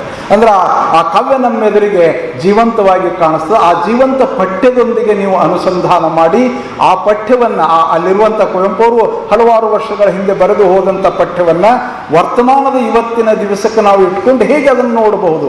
ಕುವೆಂಪು 60-70 ವರ್ಷಗಳ ಹಿಂದೆ ಬರೆದ ಲೇಖನ ಅದು ಇದ್ದಿರಬಹುದು. ಆದರೆ ಅದನ್ನು ಓದುವಾಗ ನಾನು ಈ 2025ನೇ ಇಶ್ಯೂಯೊಳಗೆ ನನಗೆ ಏನು ಅನ್ನಿಸ್ತದೆ, ಈ ಪಠ್ಯವನ್ನು ಓದುವಾಗ ನನ್ನ ಈ ಕಾಲಕ್ಕೆ ಆ ಸಾಲು ಎಷ್ಟು, ಆ ಪಠ್ಯ ಎಷ್ಟು ಮುಖ್ಯ ಅನ್ನಿಸ್ತದೆ ಅನ್ನೋದನ್ನು ನಾವು ಚರ್ಚೆ ಮಾಡಬೇಕಾಗುತ್ತೆ. ವಿದ್ಯಾರ್ಥಿಗಳನ್ನು ಒಂದು ರೀತಿಯೊಳಗೆ ನಿಮ್ಮೊಳಗೊಂದು ಕಿಡಿಯನ್ನು ಹೇಳಿದ್ರಲ್ಲ, ಬೆಂಕಿ ಹತ್ತಿಸುವ ಕೆಲಸ ಇದೇನಂತಂದ್ರೆ ಬೆಳಕನ್ನು ಮೂಡಿಸುವ ಕೆಲಸ. ಓದುವಿನ ಮೂಲಕ ಬೆಳಕನ್ನು ಮೂಡಿಸುವ ಕೆಲಸ. ಯಾಕಂದ್ರೆ ಬೆಂಕಿ ಹಚ್ಚುವುದಕ್ಕಿಂತಲೂ ನಾವು ದೀಪವನ್ನು ಬೆಳಗಿಸಬೇಕಾಗಿದೆ. ಬೆಂಕಿ ಹಚ್ಚುವ ಕೆಲಸಗಳು ನಿರಂತರ ನಡೆದಿರ್ತವೆ. ಅದರ ಮಧ್ಯದೊಳಗೆ ನಾವೇನು ಮಾಡಬೇಕಾಗಿದೆ ಅಂದರೆ ದೀಪ ಬೆಳಗಿಸುವ ಕೆಲಸವನ್ನು ಮಾಡಬೇಕಾಗಿದೆ. ಅಂತ ದೀಪ ಬೆಳಗಿಸುವ ಕೆಲಸ ಯುವ ಸಮುದಾಯದ ಮೂಲಕ ಅದು ನಡೀಬೇಕಾಗಿದೆ ಅನ್ನುವಂಥದ್ದು ಮುಖ್ಯವಾಗಿ ಇಲ್ಲಿ ಚರ್ಚೆ ಆಗೋದು. ಕುವೆಂಪು ಅವರು ಇಡೀ ನಾವು ನಿಮಗೆ ಕೊಟ್ಟಿರ್ತಕ್ಕಂಥ ಒಂದು ಪ್ರಾತಿನಿಧಿಕವಾದಂಥ ಒಂದು ಗ್ರಂಥ ಕುವೆಂಪು ಓದು, ಅದರ ಮೂಲಕ ಏನನ್ನು ಅದನ್ನು ಓದ್ತಾ ಇದ್ದಂತೆ ಕುವೆಂಪು ಅವರು ಏನನ್ನು ಪ್ರತಿನಿಧಿಸಿದರು, ಏನನ್ನು ಪ್ರತಿರೋಧಿಸಿದರು. ಎರಡು ಕೆಲಸ ನಡೀತದೆ. ಒಂದು ಬರವಣಿಗೆಯ ಮೂಲಕ ನಾವು ಏನನ್ನು ಒಂದು ರಿಪ್ರೆಸೆಂಟ್ ಮಾಡ್ತೀವಿ. ಯಾವುದೋ ಒಂದು ಜಡಗೊಂಡಿರ್ತಕ್ಕಂಥ ವಸ್ತುವಿನ ಕುರಿತು ನಮ್ಮದೊಂದು ಸಣ್ಣದಾದಂಥ ನಮ್ಮದೊಂದು ವಿರೋಧ ಇರ್ತದೆ. ಕುವೆಂಪು ಅವರು ತಮ್ಮ ಪಠ್ಯಗಳ ಮೂಲಕ ಏನನ್ನು ಪ್ರತಿನಿಧಿಸಿದರು ಮತ್ತು ಏನನ್ನು ಪ್ರತಿರೋಧಿಸಿದರು ಅನ್ನೋದನ್ನು ನೋಡಬೇಕು. ಕುವೆಂಪು ಅವರು ಪ್ರತಿನಿಧಿಸಿದ್ದು ಏನು ಅಂತಂದರೆ ಸಮಾಜದ ಕಲ್ಪನೆಯನ್ನು ಅವರು ಪ್ರತಿನಿಧಿಸಿದರು. ಎಷ್ಟು ಅವರ ಆಶಯ ಅಂತಂದರೆ ಈ ಸಮಾಜದೊಳಗೆ ತರತಮಗಳಿರಬಾರ್ದು. ಅವ್ರು ಹೇಳ್ತಾರೆ, ಈ ಜಗತ್ತಿನೊಳಗೆ ಯಾವುದೂ ಮೇಲಲ್ಲ, ಯಾವುದೂ ಕೀಳಲ್ಲ, ಯಾವುದೂ ಯಕ್ಕಶ್ಚಿತವಲ್ಲ, ಪ್ರಾರಂಭ ಅನ್ನೋದು ಇಲ್ಲ, ಇದಕ್ಕೆ ಕೊನೆ ಅನ್ನೋದು ಇಲ್ಲ. ಅದಕ್ಕೆ ಅವ್ರು ಹೇಳ್ತಾರೆ, ಕೊನೆಯನೆಂದು ಮುಟ್ಟದಿರು. ಗುರಿ ಮುಟ್ಟಕ್ಕೆ ನಾವು ಹೋಗ್ತೀವಲ್ಲ, ಆ ಗುರಿ ಅನ್ನೋದು ಹಾಗೆ ಎಂಡ್ಲೆಸ್. ಅದು ಇವತ್ತು ಹೋಗಿ ಒಂದು ಹಂತ ಮುಟ್ತೀವಿ, ಆಮೇಲೆ ಇದು ಮುಗಿತಂತ ಅನ್ನೋದ್ರೊಳಗೆ ಮತ್ತೊಂದು ನಮಗೆ ಒಂದು ದಿಗಂತ ಕಾಣಿಸ್ತಿರ್ತದಲ್ಲಿ ಅದಕ್ಕೆ ಹೋಗ್ಬೇಕು. ಕುವೆಂಪು ಅವರು ಓದುವ ಮೂಲಕ ನಾವು ಏನಾಗಬೇಕಂದ್ರೆ ನಿರಂತರವಾಗಿ ಕೊನೆಯನೆಂದು ಮುಟ್ಟದ ನಿರಂತರವಾದಂಥ ಚಲನೆಯ ಮೂಲಕ ನಾವು ಹೋಗಬೇಕಾಗಿದೆ ಅನ್ನೋದನ್ನು ಇಲ್ಲಿ ನಾವು ತಿಳ್ಕೋಬೇಕಾಗಿದೆ. ಕುವೆಂಪು ಪ್ರತಿಪಾದಿಸಿದ್ದು ಸಮಾಜ, ಆಮೇಲೆ ಜಂಗಮಶೀಲವಾಗಿರ್ತಕ್ಕಂಥ ಸಮಾಜವನ್ನು ಅವರು ಗುರುತಿಸ್ತಾರೆ. ಕುವೆಂಪು ನೀವು ಅವರ ಕೃತಿಗಳನ್ನು, ಅವರ ವಿಮರ್ಶಾ ಲೇಖನಗಳನ್ನು, ಅವರ ವೈಚಾರಿಕ ಲೇಖನಗಳನ್ನು ನೀವು ಗಮನಿಸಿದ್ರೆ, ನೀವು 2 ಲೇಖನಗಳನ್ನು ಅವರು ಆತ್ಮಶ್ರೀಗಾಗಿ ಅನ್ನುವಂಥದ್ದು ಒಂದು ಕೃತಿಯನ್ನು ನೀವು ಓದಿದರೆ ಸಾಕು, ನಿಮ್ಮೊಳಗೊಂದು ರೀತಿಯೊಳಗೆ ಹೊಸ ಆಲೋಚನಾ ಕ್ರಮ ನಿಮ್ಮೊಳಗೆ ಹುಟ್ಟಿ ಬರುತ್ತದೆ. ಏನದು ಅಂತಂದರೆ, ಯಾವುದು ಜಡಗೊಂಡಿದೆಯೋ, ಯಾವುದು ಸ್ಥಗಿತವಾಗಿದೆಯೋ ಅದನ್ನು ಹೆಂಗೆ ಚಲನಶೀಲಗೊಳಿಸಬೇಕು ಅಂತ ಅವರು ಮಾತಾಡ್ತಾರೆ. ಒಂದು ಸಾರಿ ಅವರು ಹೀಗೆ ವಿಶ್ವಮಾನವ ಕಲ್ಪನೆಯನ್ನು ಹೇಳಿದಂಥ ಸಂದರ್ಭ ಆದ ನಂತರ ಒಂದಿಷ್ಟು ಅವರ ಸಮುದಾಯದ ಜನರು ಕುವೆಂಪು ಅವರಂತೇಳಿ ಬಂದು, ನೀವು ನಮ್ಮ ಸಮುದಾಯದ ನಾಯಕತ್ವ ವಹಿಸಬೇಕು ಅಂತ ಕೇಳಿದ್ರಂತ ಕುವೆಂಪು ಅವರಿಗೆ. ಕುವೆಂಪು ಅವರು ಒಂದು ಜಗತ್ತಿನ ಮ್ಯಾಪನ್ನು ತರಿಸಿ ಅಲ್ಲಿ ಟೇಬಲ್ ಮೇಲೆ ಇಟ್ಟರಂತ. ಇದು ಏನು ಅಂತ ಕೇಳಿದ್ರಂತೆ. ಇದು ವಿಶ್ವ, ಮತ್ತು ಭಾರತದ ಮೇಲೆ ಕೈ ಇಟ್ಟಿದೆಯೇನಂತ ಕೇಳಿದ್ರಂತೆ. ಇದು ಭಾರತ. ಆಮೇಲೆ ಕರ್ನಾಟಕದ ಮೇಲೆ ಕೈ ಇಟ್ಟಿದೇನು, ಕರ್ನಾಟಕ. ಮತ್ತು ಅದರೊಳಗೆ ಮೈಸೂರು ಮೇಲೆ ಕೈ ಇಟ್ಟು ಇದೇನು, ಇದು ಮೈಸೂರು. ಈ ಚಿಕ್ಕದಾದಂಥ ಮೈಸೂರಿನೊಳಗಿನ ನೀವು ಕೆಲವು ಜನ ಸೇರ್ಕೊಂಡು ನನಗೆ ನಾಯಕರಾಗ್ರಿ ಅಂತ ಹೇಳ್ತೀರ. ನಾನು ಈಗಾಗಲೇ ವಿಶ್ವಮಾನವ ಕಲ್ಪನೆಯನ್ನು ಹೇಳೀನಿ, ನನಗಿಷ್ಟು ಇದು ಮಿತಿಯನ್ನು ಮೀರ್ತಾ ಇರಬೇಕು. ನಾವು ಹಾಕಿಕೊಂಡಂಥ ಚೌಕಟ್ಟುಗಳನ್ನು ನಿರಂತರವಾಗಿ ಮೀರಬೇಕನ್ನುವಂಥದ್ದು ಕುವೆಂಪು ಅವರ ಆಶಯ ಇತ್ತು. ಅಂಥ ಆಶಯವನ್ನು ಹೇಳಿದರೆ ಈಗಾಗಲೇ ರೈತರಿಗೆ ಯಾರನ್ನು ನಾವು ಅಂಚಿಗೆ ತಳ್ಳಿದ್ದೇವೋ, ಯಾರನ್ನು ನಾವು ಉಪೇಕ್ಷೆ ಮಾಡಿದ್ದೀವೋ ಅಂಥವರನ್ನೆಲ್ಲ ತಮ್ಮ ಕಾವ್ಯದ ಕೇಂದ್ರಕ್ಕೆ, ತಮ್ಮ ಬರವಣಿಗೆಯ ಕೇಂದ್ರಕ್ಕೆ ಕುವೆಂಪು ಅವರು ತೊಗೊಂಡ್ಬರ್ತಾರೆ. ಒಂದು ಕಾಲಘಟ್ಟ ಇತ್ತು. ಕುವೆಂಪು ಅವರ ಆಲೋಚನಾ ಕ್ರಮ ಹೇಗೆ ನೋಡ್ಕೊಂಡು ಉದಾಹರಣೆ ಕೊಡ್ತೀನಿ. ಮೈಸೂರಿನ ಆಗಿನ ಅರಸರು ತಮ್ಮ ಮಗನಿಗೆ, ತಮ್ಮ ಯುವರಾಜನಿಗೆ ಪಾಠ ಮಾಡೋಕ್ಕೆ ನಮ್ಮ ಅರಮನೆಗೆ ಬಂದು ಹೋಗ್ರಿ ಅಂತ ಕುವೆಂಪು ಅವ್ರಿಗೆ ಕೇಳಿದ್ರಂತೆ. ಕುವೆಂಪು ಅವರು ಅದಕ್ಕೆ ಉತ್ತರ ಕೊಡ್ತಾರೆ, I have A better business than teaching A prince ಅಂತ ಹೇಳಿ. ನನಗೆ ಈ ಯುವರಾಜನಿಗೆ ಕಲಿಸೋದಕ್ಕಿಂತ ದೊಡ್ಡ ಕೆಲಸ ಇದೆ ಅಂತ ಹೇಳುವ ಮೂಲಕ, ಅಂದರೆ ಪ್ರಭುತ್ವವನ್ನು ಹೇಗೆ ಅವರು ವಿರೋಧಿಸ್ತಿದ್ರು. ಕುವೆಂಪು ಅವರು ಹಾಗೆ ಬದುಕಿದ್ರು ಮತ್ತು ಹಾಗೆ ಬರೆದರು. ಅಂತಹ ದಿಟ್ಟ ನಿಲುವಿನ ಕುವೆಂಪು ಅವರನ್ನು ನೀವು ಅರ್ಥ ಮಾಡಿಕೊಂಡು ಹೊಸ ಆಲೋಚನೆಗಳು, ಯಾಕಂದರೆ ಯುವ ತಲೆಮಾರುಗಳಲ್ಲಿ ಇಂಥ ಆಲೋಚನೆಗಳು ಹುಟ್ಟಿದರೆ ಭಾಳ ತುಂಬ ವೈಚಾರಿಕವಾದಂಥ ಸಮೃದ್ಧವಾದಂತಹ ಸಮಾಜದ ಕಲ್ಪನೆಯ ಒಂದು ದೊಡ್ಡ ಸಮಾಜ ನಿರ್ಮಾಣ ಆಗೋದಿದೆ ಅನ್ನೋದನ್ನು ನೇಗಿಲ ಯೋಗಿ ಅಂತ ಕರೆದರು. ನಮ್ಮ ಹಿಂದಿನ ಕವಿಗಳೆಲ್ಲ ರಾಜನ ಕಿರೀಟದಿಂದ ಬಿದ್ದಂಥ ಉದುರಿ ಬಿದ್ದಂಥ ಮುತ್ತುರತ್ನಗಳನ್ನಲ್ಲೇ ನೋಡಿ ಇವು ಆ ನೆಲದ ಮೇಲೆ ಇಳಿದಿರ್ತಕ್ಕಂಥ ನಕ್ಷತ್ರ ಅಂತ ರಾಜನ ಕಿರೀಟದ ವಜ್ರಗಳನ್ನು ವರ್ಣನೆ ಮಾಡುವ ಕವಿಗಳ ಮಧ್ಯದೊಳಗೆ ರಾಜನ ಮಗನಿಗೆ ಪಾಠ ಮಾಡೋದಿಲ್ಲ ಅಂತ ಹೇಳುವ ಒಂದು ತಾಕತ್ತಿನ ಒಬ್ಬ ಕವಿ ನಮ್ಮ ಮಧ್ಯದೊಳಗೆ ಇದ್ರು ಅನ್ನೋದು ಕೂಡ ಮುಖ್ಯವೇ. ಅದಕ್ಕೆ ಅವ್ರು ಹೇಳಿದರು, ನಮ್ಮ ಗಂಗಾಧರ ಅವರು ಹೇಳಿದ್ರಲ್ಲ, ಏನದು ಅಂತಂದರೆ ನೇಗಿಲ ಯೋಗಿ, ಉಪೇಕ್ಷೆಗೆ ತಳ್ಳಲ್ಪಟ್ಟವರು. ಆ ನೇಗಿಲ ಯೋಗಿಯನ್ನು, ಯಾಕಂದರೆ ಇಡೀ ಜಗತ್ತು ನಿಂತಿರುವುದೇ ಈ ಕೃಷಿಕರ ಮೇಲೆ, ಅವನನ್ನು ಯೋಗಿಯ ಸ್ಥಾನಕ್ಕೆ, ಎಲ್ಲೋ ಬೆಟ್ಟಗುಡ್ಡದವ್ರು ಕೂತ್ಕೊಂಡು ತಪಸ್ಸು ಮಾಡೋವನಿಗೆ ನೀವು ಬೇಕಾದ್ರೆ ಕರ್ಕೊಳ್ಳಿ, ಆದರೆ ನಿಜವಾದಂಥ ಯೋಗಿ ಯಾರಾದ್ರು ಅಂತಂದ್ರೆ ಈ ನಮ್ಮ ಮಧ್ಯದೊಳಗಿರ್ತಕ್ಕಂಥ ನೇಗಿಲ ಯೋಗಿ.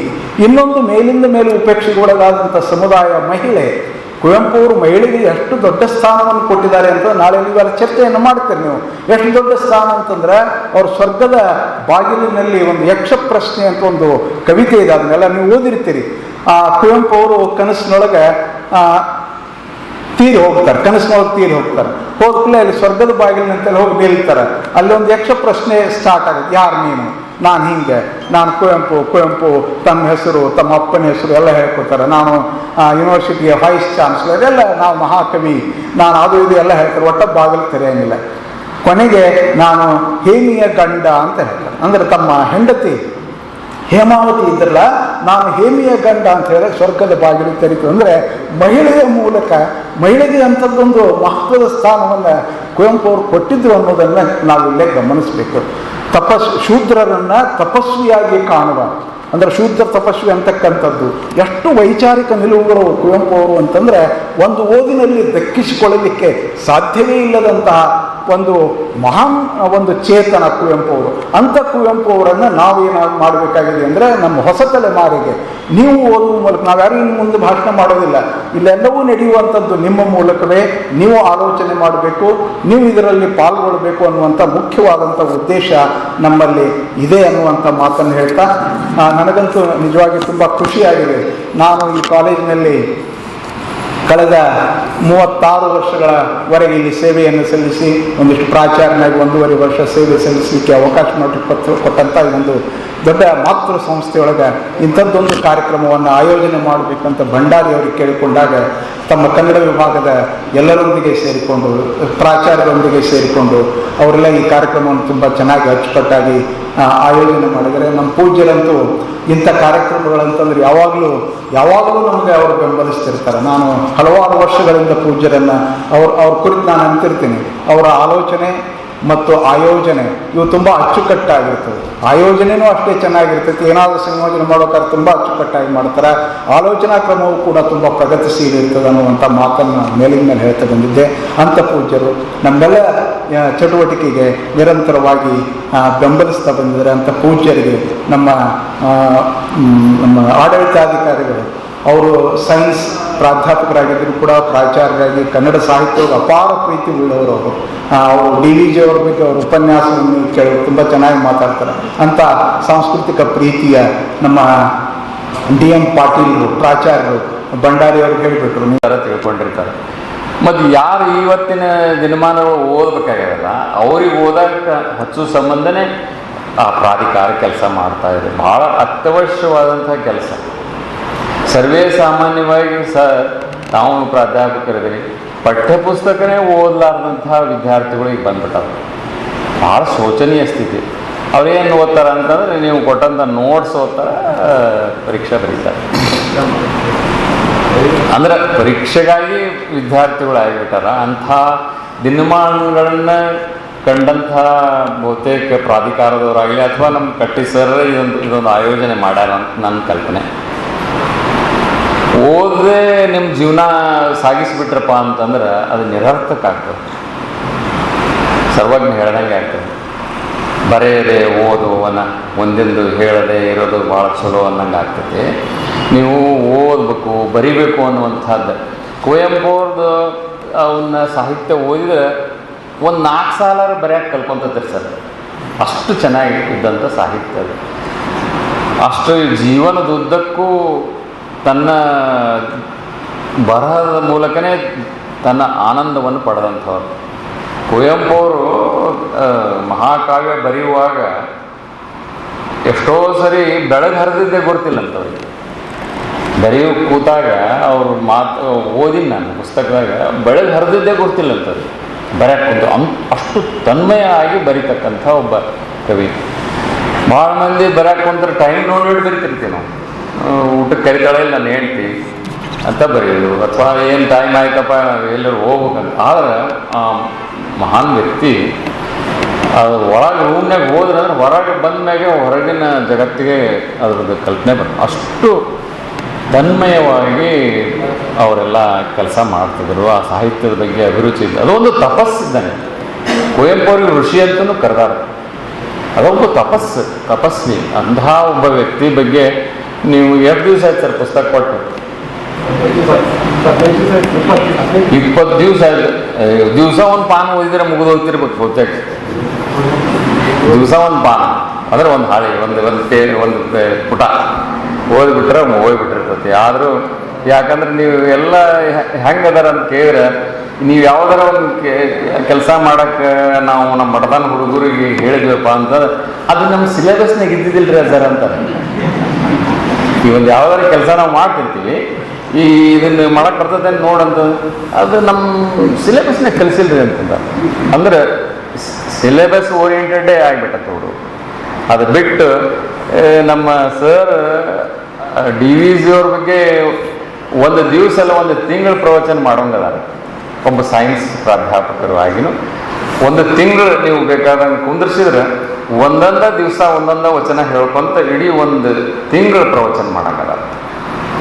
ಅಂಥ ತಮ್ಮ ಶೆಡ್ಯೂಲ್ನಾಗೂ ಓದಿ ಮಾಡ್ತಾರೆ. ಯಾಕೆ ನಾವು ಓದಬಾರ್ದು ಅನ್ನೋಂಥದ್ದು ಆ ಉದ್ದೇಶದಿಂದನೇ. ಈ ಕುವೆಂಪು ಹೆಸರು ಭಾಳ ಚಲೋ ಅನ್ಸತ್ತೆ ನನಗೆ. ಕುವೆಂಪು ಓದ್ರು ಬರೋದೆ ಕುವೆಂಪು ಸಂಬಂಧ, ಅದಕ್ಕೆ ಅವ್ರ ಸಂಬಂಧ ಓದಿ ಅವ್ರ ವಿಷಯ ತಿಳ್ಕೊಳ್ಳೋ ಸಂಬಂಧ ಅನ್ನೋದಕ್ಕಾಗಿಯೇ ವಿದ್ಯಾರ್ಥಿಗಳಿಗೆ ಆಯ್ಕೆ ಮಾಡಿ ಓದಕ್ಕೆ ಹಚ್ಚಿರಿ. ಕಡೆಗೆ ಏನಾರ ಮಾಡಿ ಸರ್, ಕಡೆಗೆ ನೀವು ಡಿಸ್ಕಷನ್ ಮಾಡಿ ಕುವೆಂಪು ಅವ್ರ ಕುರಿತಾಗಿ ತಲೆಯಾಗ ಹೋಗಿಸ್ಬೇಕು ನಾವು. ಅದು ಅವಶ್ಯ ಅದ. ಏನು ಮಾತಾಡ್ತಾರೆ ನಮ್ಮ ಹುಡುಗರು, ನನಗೆ ಭಾಳ ಅವ್ರು ನೋಡಿದ್ಕೊಳ್ಳೆ ಶಿವಾಯನ್ಮ ಅಂತ ಅನಿಸ್ತದೆ. ಓದಿವಂತನ್ನೋ ಮನುಷ್ಯನ ಮುಖದ ಮ್ಯಾಗ ಕಳೆನೇ ಬೇರೆ ಇರ್ತದೆ. ಸರ್ ಅನ್ಯಥಾ ಭಾವಿಸಬಾರ್ದು. ನಾನು ಸೈಕಾಲಜಿ ಸ್ಟೂಡೆಂಟ್, ನಾನು 5 ವರ್ಷ ಸೈಕಾಲಜಿ ಓದೇನೆ. ನೀವು ಬರೀ ಹುಡುಗರು ಹಿಂಗೆ ಮಾರಿ ನೋಡಿದ ನೀವು ಓದ್ಯಾನ ಇವ ಇಲ್ಲ ಅನ್ನೋದನ್ನು ಹೇಳೋದು. ಅದು ಕರ್ನಾಟಕ ಕಾಲೇಜ್ನಾಗ 5 ವರ್ಷ ಒಳ್ಳೊಳ್ಳೆ ಪ್ರೊಫೆಸರ್ ಕೈ ಓದಿ, ಇಂಥ ಪ್ರೊಫೆಸರ್ ಒಳ್ಳೊಳ್ಳೆ ಪ್ರೊಫೆಸರ್ ಕೈಯಾಗ ಓದಿ. ಆ ಓದು ನಮಗೆ ಇವತ್ತಿಗೂ ಸರ್ ಯಾರೂ ಹೇಳಿರಲಿಲ್ಲ. ಒಬ್ಬ ಪ್ರಾಧ್ಯಾಪಕ ಪಾಠ ಮಾಡಿದ್ರಪ್ಪ ಅಂತ ನಮ್ಮ ತಲೆಯಾಗ ಮಾತು ಓದತ್ತಿದ್ದಿಲ್ಲ ನಾವು. ಸರ್ ಹಂಗೆ ಓದಿದ್ವಿ ನಾವು, ಅವರು ಕೂಡ ಓದಿವ್ರಿ ಸರ್, ನಾವು ಕೂಡ ಓದಿವಿ. ಆ ದೃಷ್ಟಿಯಿಂದ ಓದೋದು ಜೀವನದಾಗ ಮತ್ತೆ ಓದ್ತೀವಿ ಅಂದ್ರೆ ಬರುವುದಿಲ್ಲ ರೀ. ಭಾಳ ಜನ ನೀವೇನು ತಿಳ್ಕೊಂಡಿರಿ ಅಂದ್ರೆ ಸ್ಟೂಡೆಂಟ್ ಲೈಫ್ ಗೋಲ್ಡನ್ ಲೈಫ್ ಅಂದ್ರೆ ಹಾರಾಡೋದು ಜಿಲ್ಲಾಡೋದು ಹೆಂಗೆ ಮಾಡೋದು ಅಂತ ತಿಳ್ಕೊಂಡಿರಿ. ಸ್ಟೂಡೆಂಟ್ ಲೈಫ್ ಗೋಲ್ಡನ್ ಲೈಫ್ ಆಗ್ಬೇಕಾದ್ರೆ ಓದಿದಾಗ ಮಾತ್ರ ಅದು ಗೋಲ್ಡನ್ ಲೈಫ್ ಆಗ್ತದೆ. ಇಲ್ಲೇ ಹೋದ್ರೆ ಮತ್ತೆ ಏನಾರ ಲೈಫ್ ಆಗ್ತದೆ. ಆ ದೃಷ್ಟಿಯಿಂದ ಓದೋದ್ರೊಳಗಿದ್ದಷ್ಟು ಸುಖ ಮತ್ತೊಂದಿಲ್ಲ ಅನ್ನುವಂಥದ್ದು ಕಲಿಸುವಂಥ ಈ ಕುವೆಂಪು ಓದು ಕಮ್ಮಟ ನಿಮಗೆಲ್ಲ ಓದಲಿಕ್ಕೆ ಕಲಿಸಲಿ, ಓದುವಕ್ಕೆ ನಿಮ್ಗೆ ಆಸಕ್ತಿ ಮೂಡಿಸುವಂಥ ಕಾರ್ಯ ಮಾಡಲಿ ಅಂತ ತಿಳ್ಕೊಂಡು ಹಾರೈಸಿ, ನಾವು ಎಲ್ಲೇ ಹೋದ್ರೂ ಈ ಗ್ರಂಥಗಳನ್ನು ತಗೊಳ್ಳುವಂಥ ಹವ್ಯಾಸ. ನಾವು ಶಾಲೆ ಕಾಲೇಜ್ ಕಲಿಬೇಕಾದ್ರೆ ನಮ್ಮ ಮುರುಘಾ ಮಠಕ್ಕೆ ಬರ್ಬೇಕಾದ್ರೆ ಕನ್ನಡ ವಿದ್ಯಾವರ್ಧಕ ಸಂಸ್ಥೆ ಎದುರುಗಡೆ ಯಾವುದೋ ಪಾರ್ಕ್ ಇದೆ, ಆಜಾದ್ ಪಾರ್ಕಿನ ಮುಂದೆ ಯಾವತ್ತೂ ಈ ಸೆಕೆಂಡ್ ಹ್ಯಾಂಡ್ ಪುಸ್ತಕ ನಮ್ಮಲ್ಲಿ ಕಿಮ್ಮತ್ತು ಅವಾಗಿನ ಪುಸ್ತಕ ಅಷ್ಟೇ ಸರ್, ನಮ್ಗೆ ರೊಕ್ಕನೂ ಇರ್ತಿದ್ದಿಲ್ಲ. ಸೆಕೆಂಡ್ ಹ್ಯಾಂಡ್ ಪುಸ್ತಕ ಅದನ್ನು ಮತ್ತು ಬಾರ್ಗೇನಿಂಗ್ ಮಾಡಿ ತೊಗೊಂಡು ಬರ್ತಿದ್ವಿ ನಾವು. ಅವು ಸೆಕೆಂಡ್ ಹ್ಯಾಂಡ್ ಪುಸ್ತಕ ತೊಗೊಂಡಿದ್ವಿ. ಇವತ್ತು ನಮ್ಮ ಹೊಡೆದಾಗ ಅದಾವ ಸಹಿತ ನಾವು ಅವನ್ನ ಎಂದೂ ಕಳೆದಿಲ್ಲ. ನಾವೆಲ್ಲ ಪುಸ್ತಕ ಕೀಲಿ ಹಾಕಿಟ್ಟೇನಿ ರೀ, ಆದರೆ ನಮ್ಮ ಟ್ರೆಜರಿ ಕೀಲಿ ಹಾಕಿಲ್ಲ. ಕಾರಣ ಏನಂದ್ರೆ ಒಳ್ಳೆ ಪುಸ್ತಕ ಯಾರೋ ಒಯ್ದು ಹೊಳ್ಳಿ ಕೊಡೋಂಗಿಲ್ಲ. ಹೋಯ್ತಪ್ಪ ಅಂದ್ರೆ ಅದು ಒಂದು ಆಸ್ತಿ ಹೋದಂಗೆ. ಅಥವಾ ಒಂದು ದ್ರವ್ಯ ಹೋದಂಗೆ. ಅಂಥ ಒಂದು ಭಾವದಿಂದ ನಮ್ಮನ್ನು ಅಂದಿನ ಪ್ರಾಧ್ಯಾಪಕರು ಬೆಳೆಸಿದ್ರು. ಹಾಗಾಗಿ ನಾವು ಅದೆಲ್ಲ ಮೊನ್ನೆ ದಿವಸ ಒಬ್ಬರು ಅಕ್ಕಮಹಾದೇವಿ ಪುರಾಣ ಹೇಳಕ್ಕೆ ನಾಳೆಗೆ ಬರ್ತಾರೆ ಸ್ವಾಮಿಗಳು, ಇವತ್ತು ಬರ್ತಾರೆ. ಅವರು ಅಕ್ಕಮಹಾದೇವಿ ಪುರಾಣಿಕರವರು. ಅಕ್ಕಮಹಾದೇವಿ ಪುರಾಣ ಐತೇನ್ರಿ ಸರ್, ಪುಟ್ಟಯ್ಯ ಸರ್ ಬರ್ದಿದ್ದು? ಇಲ್ರಿ ಅಪ್ಪ, ಮತ್ತು ನೀವು ಪುರಾಣಿಕರು ಅಲ್ಲೇ ನಿಮ್ಮಲ್ಲಿ ಐತೇನು ನೋಡ್ರಿ ಅಂದ್ರೆ, ನಾ ಪುರಾಣಿಕ ಅಲ್ಲ, ಆದರೂ ನಾ ಸಂಗ್ರಹ ಮಾಡಿ ಅವನ್ನ ಹಳಿವು ಪುಸ್ತಕದಾಗ ತೊಗೊಂಬಂದಿನಿ ಸರ್. ಅಕ್ಕಮಹಾದೇವಿ ಪುರಾಣ ಪುಟ್ಟಯ್ಯ ಸರ್ದು ಹಳಿವು ಇದ್ರೊಳಗೆ ಸಿಕ್ತು ತೊಗೊಂಬಂದಿನಿ. ಕಾರಣ ಏನಂತಂದ್ರೆ, ಈ ಮೊನ್ನೆ ದಿವಸ ನಮ್ಮ ಗಂಗಾಬಾಯಿ ಗಣಾಚಾರ್ಯ ಅವರು, ಅಪ್ಪ ನಮ್ಮ ಮನ್ಯಾಗ ನಮ್ಮ ಯಜಮಾನ್ರು ಓದಿದ ಪುಸ್ತಕ ಅದಾವ, ಅವ್ನು ತೊಗೊಂಡು ಹೋಗಿ ಲೈಬ್ರರಿಗೆ ಇಡ್ರಿ ಅಂತ ಕೊಂಡು ಹೇಳಿದ ಮೇಲೆ ಭಾರಿ ಖುಷಿ ಆಯ್ತು ನನಗೆ. ಅವರು $1 ಕೋಟಿ ಕೊಟ್ಟಷ್ಟು ಅಂತ. ಯಾಕಂದ್ರೆ ಅವ್ರ ಕಾಲದ ಪುಸ್ತಕ ಇವತ್ತು ಹುಡುಕಾಡ್ರಿ ಸಿಗಂಗಿಲ್ಲ. ಅದಕ್ಕೆ ಅವ್ರಿಗೆ ಹೇಳಿದ್ದೀನಿ, ಗಣಾಚಾರ್ಯ ಅವರು ಒಂದು ಲೈಬ್ರರಿನೇ ಮಾಡ್ತೀವಿ. ಮುಂದೆ ಅವ್ರ ಮಕ್ಕಳಂಕ ಓದೋದಿಲ್ಲ, ಇಂಜಿನಿಯರ್ ಆಗ್ಯಾರ, ಡಾಕ್ಟರ್ ಏನೋ ಓದೋದಿಲ್ಲ. ಆ ಪುಸ್ತಕಲ್ಲೇ ಕಪಾಟಿಗೆ ಸೀಮಿತ ಆಗಬಾರ್ದು, ನಮಗೆ ಕೊಡ್ರಿ ಅಂತ ತಿಳ್ಕೊಂಡು ಹೇಳಿದ್ದೀನಿ. ನಮ್ಮ ಆಡಳಿತ ಅಧಿಕಾರಿಗಳಿಗೂ ಮತ್ತು ಪ್ರಾಂಶುಪಾಲರಿಗೂ ಮತ್ತು ಮುಖ್ಯವಾಗಿ ಈಗಾಗಲೇ ನಮ್ಮ ಲೈಬ್ರರಿಯನ್ ಮೇಡಮ್ ಅವ್ರಿಗೆ, ಶ್ರೀದೇವಿ ಮೇಡಮ್ ಜೊತೆ ಮಾತಾಡೀನಿ. ಅದು ತರಿಸ್ಕೊಳ್ಳೋ ವ್ಯವಸ್ಥೆ ಮಾಡ್ಬೇಕು ಸರ್. ನೀವು ಪ್ರಿನ್ಸಿಪಾಲ್ ಇರೋದ್ರಾಗ ತರಿಸ್ಕೊಂಡ್ಬಿಡ್ರಿ, ನಂದೊಂದು ಆಸೆ. ಆ ಗಣಾಚಾರ್ಯವರು ಅದಾದ್ಮೇಲೆ ನೆಕ್ಸ್ಟ್ ವಸ್ತ್ರದವ್ರು ಕೊಡ್ತೀನಿ ಅಂತ ಹೇಳ್ಯಾರ. ಅದಾದ್ಮೇಲೆ ನಾವು ಇವ್ರಿಗೂ ಗಂಟು ಬಿಡೋರ್ದು ಓದೋ ಒಂದು ಲೈಬ್ರರಿಗೆ ಬಂತಂದ್ರೆ ಅದು ಪ್ರಿಸರ್ವ್ ಮಾಡಿರ್ತಾನೆ. ಮತ್ತೆ ಯಾವ ಓದಬೇಕು ಅನ್ನೋಂಥ ಒಬ್ಬ ವಿದ್ಯಾರ್ಥಿ ಬಂದ್ರೆ ಅದು ಸಿಗ್ತೈತಪ್ಪ ಅಲ್ಲಿ ಹೋಗನ್ನ. ಆ ದೃಷ್ಟಿಯಿಂದ ಆ ಗ್ರಂಥಗಳನ್ನೆಲ್ಲ ಅಂತಲ್ಲಿ ಎಲ್ಲರೂ ಸಿಕ್ಕರೂ ಸಹಿತ ಅದನ್ನು ಸಂಗ್ರಹ ಮಾಡಿಡ್ತಕ್ಕಂಥ ಕಾರ್ಯ ಆಗಬೇಕು ಅನ್ನೋಂಥ ಮಾತನ್ನು ಹೇಳಿ ನನಗೆ ಕರೆಸಿ, ಖರೆ ಅಂದರೆ ಇವತ್ತು ಬರುವುದಿಲ್ಲ ಅಂತ ಹೇಳಿದ್ದೆ. ನಾನು ಒಂದು ಕಡೆ ಗುಲ್ಬರ್ಗ ಜಿಲ್ಲಾದಾಗ ಒಂದು ಕಾರ್ಯಕ್ರಮಕ್ಕೆ ಹೋಗ್ಬೇಕಾಗಿತ್ತು. ಆ ಊರಾಗ ಆ ವ್ಯಕ್ತಿ ಸತ್ತು ಕೂಡಲೇ ಆ ಕಾರ್ಯಕ್ರಮ ಸ್ಟಾಪ್ ಆಯಿತು. ಅದು ಮಧ್ಯಾಹ್ನ ಮೇಲಿಂದ ನಡೀತೈತ್ರಿ ಅಂತಂದ್ರೆ ನಾನು ಭಾಳ ಚಲೋ ಆಯ್ತಪ್ಪ, ಸರಿಗೆ ಫೋನ್ ಮಾಡಿ ಹೇಳಿದೆ,